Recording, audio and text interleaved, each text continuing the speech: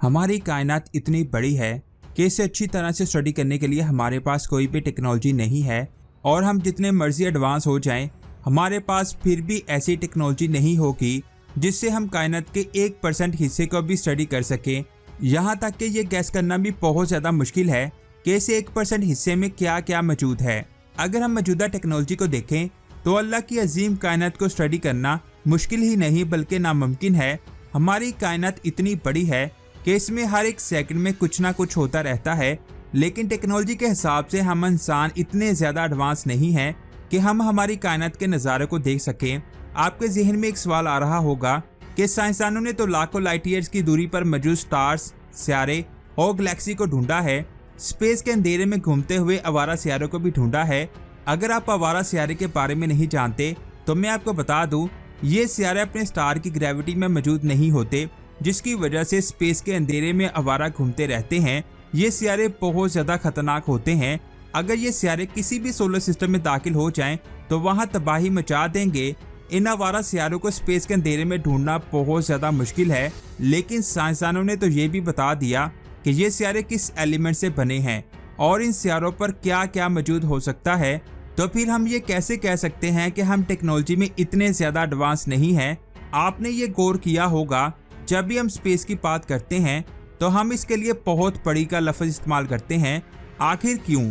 तो मैं आपको बता दूं, हम ये इसलिए कहते हैं क्योंकि स्पेस की कोई लिमिट नहीं है और ये मुसलसल बढ़ रही है। कायनात में हमने जितने भी स्टार्स और सियारों को ढूंढा है, उनकी दूरी कायनात की बाकी चीज़ों की दूरी के मुकाबले में कुछ भी नहीं है। 2012 में जब अमेरिकन स्पेस एजेंसी नासा ने हबल टेलीस्कोप से एक स्टडी की थी, जिसमें उन्होंने बताया कि हमारी पड़ोसी गैलेक्सी एंड्रोमेडा का हमारी मिल्की वे गैलेक्सी के साथ कोलिजन होने वाला है, यानी कि ये दोनों गैलेक्सीज एक दूसरे के साथ टकराने वाली हैं। जब ये इवेंट होगा तो इसका असर हमारे सोलर सिस्टम के साथ साथ हमारी ज़मीन पर भी होगा। इस इवेंट का असर थोड़ा बहुत नहीं होगा बल्कि बहुत ज़्यादा होगा, जिसमें एंड्रोमेडा के स्टार्स मिल्की वे गैलेक्सी में दाखिल हो जाएंगे, जिसकी वजह से बहुत ज़्यादा स्टार्स आपस में टकरा जाएंगे और इसी वजह से हमारी ज़मीन भी किसी स्टार की लपेट में आ जाएगी। अगर हमारी ज़मीन किसी स्टार की लपेट में ना आई तो फिर भी इसके ऑर्बिट में बहुत ज़्यादा चेंजिंग आ जाएगी और ज़मीन पर मौजूद हर चीज़ बदल जाएगी। साइंसदान का कहना है कि इस इवेंट का होना 100% तय है, लेकिन ऐसा होने में अभी 4.5 अरब साल का वक्त बाकी है। ये वो टाइम होगा जब हमारा सूरज भी खत्म होने वाला होगा। हमारे सोलर सिस्टम के बाकी सियारों की निस्बत हमारी ज़मीन सूरज के बहुत ज़्यादा नज़दीक है, जिसकी वजह से जब हमारा सूरज खत्म होगा तो ये अपने साथ साथ हमारी ज़मीन को भी तबाह कर देगा।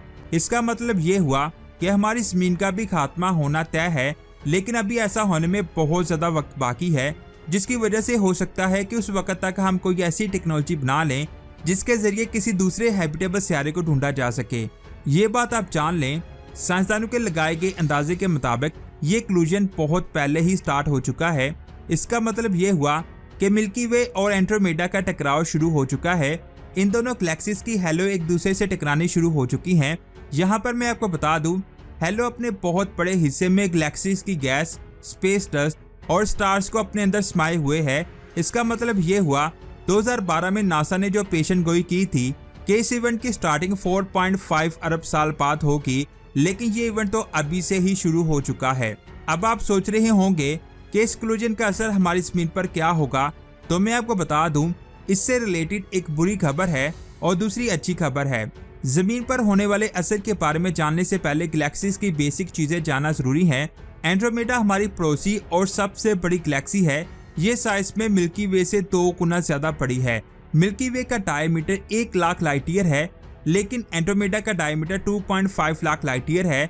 साइंसदानों के मुताबिक मिल्की वे गैलेक्सी में 400 अरब से ज़्यादा स्टार्स मौजूद हैं, लेकिन एंड्रोमेडा गैलेक्सी में करीब 1 अरब से ज़्यादा स्टार्स मौजूद हैं। अब अगर एंड्रोमेडा हमारी पड़ोसी गैलेक्सी है तो फिर क्या हम इसे देख सकते हैं? और क्या एंड्रोमेडा भी मिल्की वे की तरह एक स्पाइरल गैलेक्सी है? तो मैं आपको बता दूं, जी हाँ, मिल्की वे की तरह एंड्रोमेडा भी एक स्पाइरल शेप की गैलेक्सी है जो लोकल ग्रुप का हिस्सा है। लोकल ग्रुप में एंड्रोमेडा एक लीडर की तरह है, क्योंकि एंड्रोमेडा पूरे लोकल ग्रुप की सबसे बड़ी गैलेक्सी है जो हमसे 25 लाख लाइट ईयर की दूरी पर मौजूद है। इस गैलेक्सी को साउदर्न हेमिस्फीयर में बगैर किसी टेलीस्कोप के भी देखा जा सकता है। यहाँ तक कि एंड्रोमेडा हमारी पूरी कायनात में बगैर टेलीस्कोप के दिखाई देने वाला सबसे बड़ा ऑब्जेक्ट है। जरा सोचिए, इतनी ज्यादा दूर से ट्रेवल करके जब ये हमारी गैलेक्सी से टकराएगी तो क्या होगा। यहाँ मैं आपको बता दूं, सुनने में ये जितना ज्यादा खतरनाक लग रहा है, असल में ये उतना नहीं होगा, क्योंकि इनके टकराने से बस कुछ ही सितारे आपस में टकराएंगे, क्योंकि दोनों गैलेक्सीज में स्टार्स के दरमियान फासला बहुत ज्यादा है, जिसकी वजह से ज्यादातर स्टार्स ग्रेविटेशनल फोर्स की वजह से एक दूसरे को सिर्फ थोड़ा बहुत इफेक्ट करेंगे। लेकिन एक बात तो वाज़ह है कि जब 1 अरब स्टार्स 200 अरब स्टार्स में दाखिल होंगे तो इसका इम्पैक्ट बहुत बुरा होगा। यहाँ पर एक सवाल आता है, ज़मीन पर इसका असर क्या होगा। जैसा कि मैंने आपको पहले ही बताया है कि इसका असर बहुत बुरा होगा और अच्छा भी। इस कोलिजन का असर ज़मीन पर कितना ज़्यादा होगा ये इसकी पोजीशन पर डिपेंड करेगा। मेरे कहने का मतलब ये है, अगर सोलर सिस्टम की पोजीशन कोलिजन के बिल्कुल ऑपोजिट होगी तो इसका असर कम होगा और ये असर भी बहुत लेट वाज़ह होगा। अगर सोलर सिस्टम की पोजीशन उसी साइड पर हुई जिस साइड पर कोलिजन होगा तो फिर ये बहुत ज़्यादा खतरनाक हो सकता है। जैसे कि मैंने आपको पहले ही बताया कि कोलिजन से बहुत ज़्यादा स्टार्स एक दूसरे से टकराएंगे, लेकिन ऐसा भी बहुत कम होगा। यहाँ पर मैं आपको बता दूं, इन स्टार्स और सितारों की ऑर्बिट में फ़र्क ज़रूर आएगा। जब किसी भी सितारे के ऑर्बिट में चेंजिंग आती है तो इसके एटमॉस्फेयर में बहुत बड़ी तब्दीली आती है और ये ज़मीन के साथ भी होने वाला है।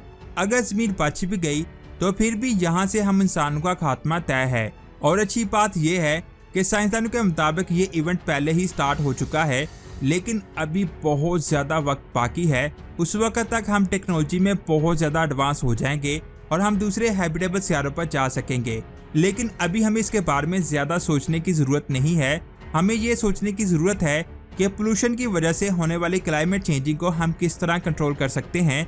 अगर ऐसा ही चलता रहा तो कोई एस्टेरॉयड हमारी ज़मीन को तबाह करे या ना करे, लेकिन इंसान खुद को ही मिटा देंगे। तो दोस्तों, आज की ये अमेजिंग वीडियो आपको कैसी लगी नीचे कमेंट्स करके ज़रूर बताएं। वीडियो अच्छी लगी तो लाइक करने के साथ साथ इसे अपने दोस्तों के साथ शेयर ज़रूर करें और स्पेस की ऐसी ही अमेजिंग वीडियोस को देखने के लिए हमारे चैनल इफ टीवी को सब्सक्राइब करके बेल आइकन को प्रेस करें। अपना बहुत सारा ख्याल रखें। अल्लाह हाफिज़।